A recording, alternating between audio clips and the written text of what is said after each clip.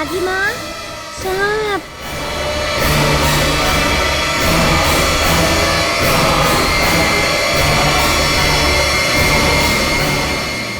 कहाँ है सांप का ना? वहाँ है। पर वहाँ कोई सांप नहीं है। है वहाँ पर। क्या बात है लल्ला, तुम इतने उदास क्यों हो? सांप। यशोदा, यशोदा, नंदराय जी, नंदराय जी।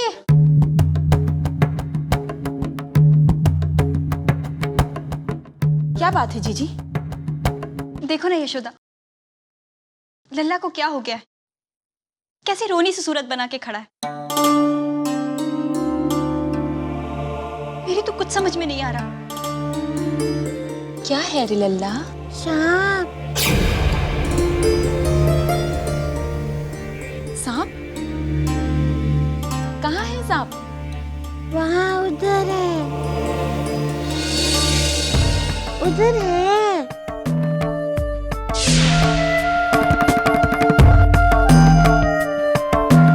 नहीं लल्ला, देख कोई सांप नहीं है।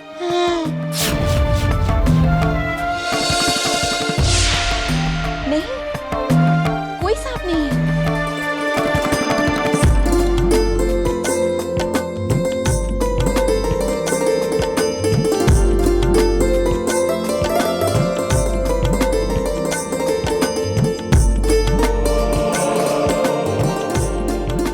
लल्ला, क्या हुआ? देख रहे हैं ना आप हमारी लल्ला की दशा। अवश्य उस कंस ने मेरे लल्ला को कुछ कर दिया है। कहीं कहीं कंस ने कोई तंत्र मंत्र तो नहीं कर दिया?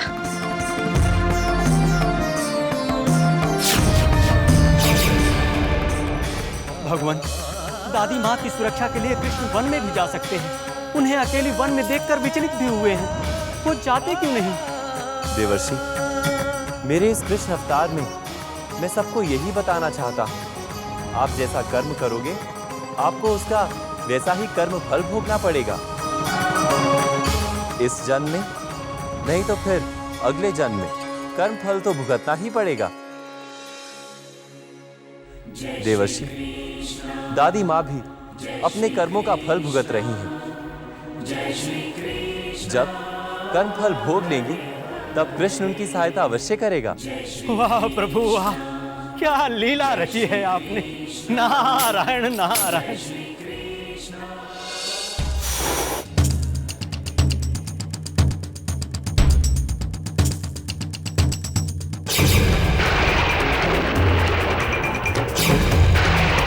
बहू, तुम इसलिए नाराज हो कि मैं सुंदर को कृष्ण से सुंदर नहीं कहती। पगली, कृष्ण सुंदर है। कृष्ण में एक दिव्य आकर्षण है। जय श्री कृष्ण।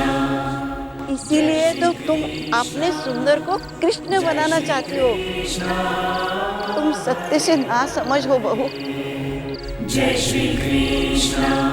तुम स्वयं नहीं जानती कि तुम कृष्ण की भक्ति करती हो। नारायण नारायण, सत्य कहा दादी माँ ने। भगवान, पुष्पा ग्वालन की मनोदशा को कैसे जान गई वो? मैं भी कृष्ण की भक्ति करती हूँ बहू, और कृष्ण भी मेरा भक्ति का सम्मान करता है बहू, और तुम्हारे भक्ति का सम्मान नहीं करता, इसीलिए तुम मुझसे ईर्ष्या करती हो। अब मैं जान गई बहू, कृष्ण के पास जाने के लिए ही तुमने मुझे वन में छोड़ा है, ताकि तुम अकेले कृष्ण के पास जाओ। नारायण नारायण। परंतु पगली, तुम ये भूल गई हो कि भगवान सबका होता है। उन्हें पाने के लिए हर कोई अलग अलग अपना मार्ग चुनता है। तो सच कहूं बहू, तुमने जो मार्ग स्वीकार किया है ना, वो उचित नहीं है। आहा, नारायण नारायण। भगवान, दादी माँ तो ज्ञान की बातें कर रही हैं। देवर्षि, जहाँ भक्ति है वहाँ भगवान है, जहाँ भगवान है वहाँ ज्ञान का साक्षात्कार है। नारायण नारायण। अब सही मार्ग पर आ जा बहू, और इस लाचार अंधी सास को घर ले चलो। मेरा सुंदर बेटा मेरी राह देख रहा होगा, मुझे उसे कहानी सुनानी है बहू।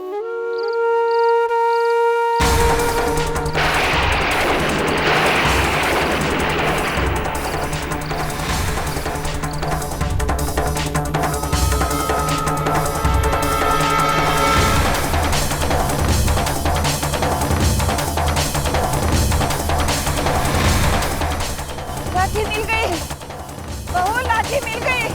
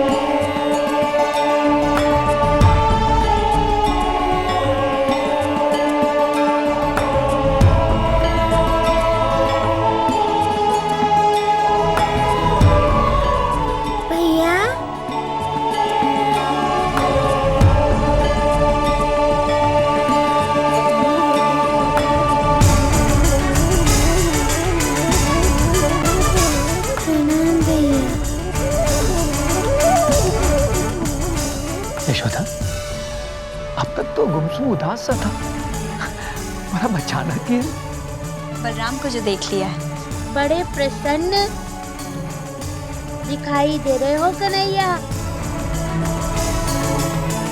भैया, सांप गया। अब तक सांप को भूला नहीं।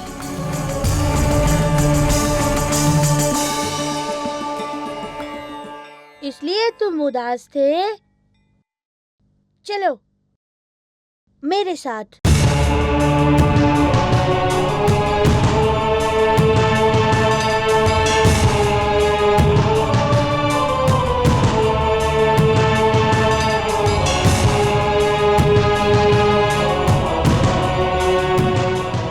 मैया, मैं बलराम भैया के साथ खेलने जाऊं? हाँ हाँ, जाओ।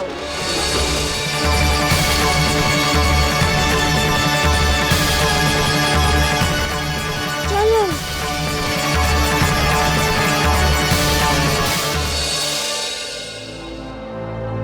स्वामी, यदि भैया ने हमें क्षमा करके छोड़ दिया तो सबसे पहले हम गोकुल जाएंगे अपने कृष्ण से मिलने।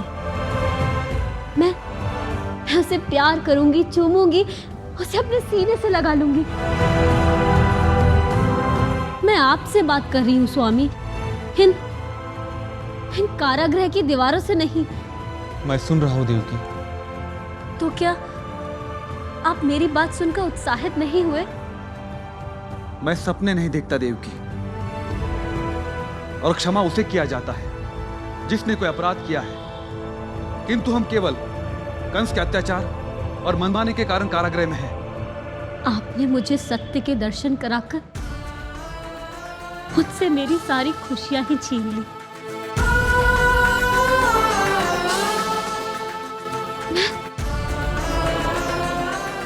मैं न जाने क्या क्या कल्पना कर रही थी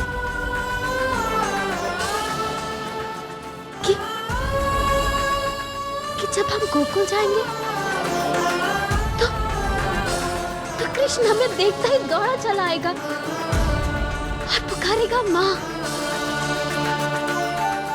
पिताजी, और मैं उसे अपने हृदय से लगाकर चूमूंगी। कल्पनाओं की उड़ानें भरना बंद करो देवी। मगध नरेश जरासंध लौट गए हैं। तो भाभी ने भी चाणूर को कठोर चेतावनी दी है। अब हमारे विरुद्ध कोई षड्यंत्र नहीं रचेगा।